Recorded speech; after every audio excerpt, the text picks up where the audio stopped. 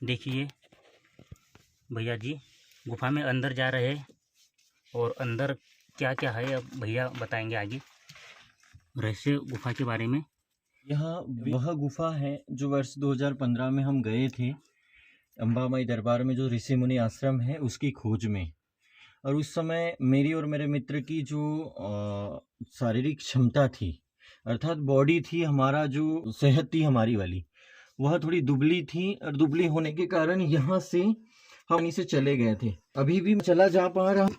ये जो पत्थर है यह हमें टकराएगा, इसलिए हम अगर दोबारा इस गुफा में जाएंगे तो वापसी आने के लिए इस पत्थर को थोड़ा छोटा कर देंगे छेनी वेनी से, ताकि यहाँ टकराए नहीं, क्योंकि इधर गुफा का मुंह बड़ा है।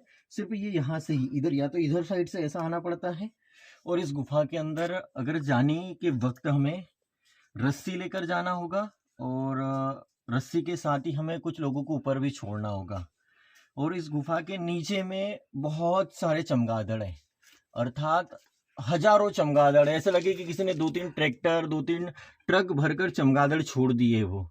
और वह चमगादड़ कोई और नहीं है, हमारे ही ऋषि मुनि हैं, हमारे ही योग साधना में लीन संत लोग हैं, जो कई हजारों वर्षों से इस गुप्त गुफाओं में साधना में लीन हैं।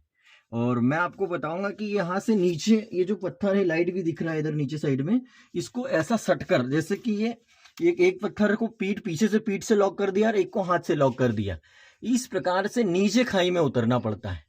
यहाँ से लगभग हमको 30 से 35 फीट नीचे जाना होगा। और नीचे जाने के बाद फिर आएंगे गुफा, जैसे कि गुफा आएंगी। और गुफा आने के बाद में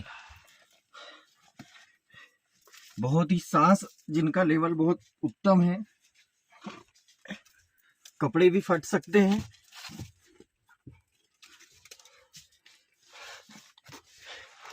ये देखिए गुफा जहाँ से मैं गया था, ये गुफा का मुख है और बहुत ही डेंजर गुफा है ये बहुत नीचे तक बहुत सारे रहस्य है इस गुफा के अंदर। यह ऋषि मुनियों की गुफा है, संतों की गुफा है।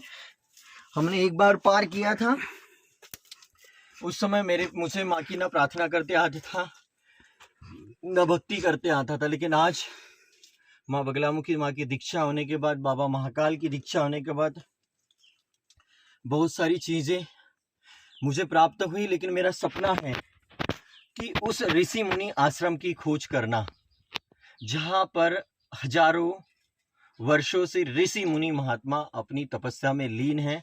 और बहुत जल्दी मैं उस गुफा की खोज करूँगा।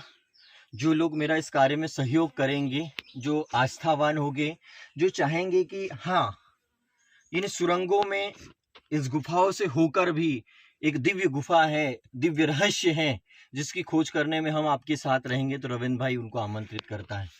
आप सभी को जय माता की। प्राचीन काल में लोग बताते हैं कि जो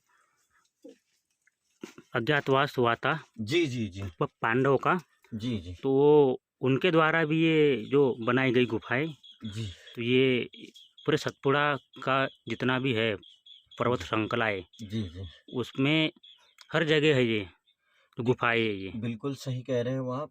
यहाँ से 10 किलोमीटर दूरी पर शिवधाम सालवर्डी है, और वहाँ पर पांडवों की कचेरी बनी हुई है।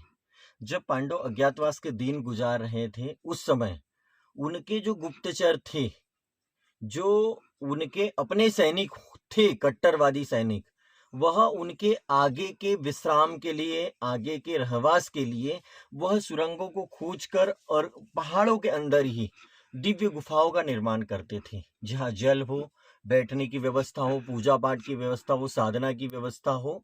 और ऐसी दिव्य गुफाएं आज भी आपको कहीं देखने को प्राप्त होती होंगी।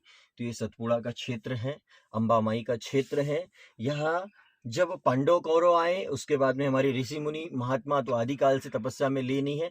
यह प्राकृतिक सौंदर्य से परिपूर्ण गुफाएं हैं, और जिनके पास माँ भगवती की कृपा है, वही लोग ऐसी गुफाओं में जा सकते हैं और अपने आप को दिव्य पुरुष बना सकते हैं।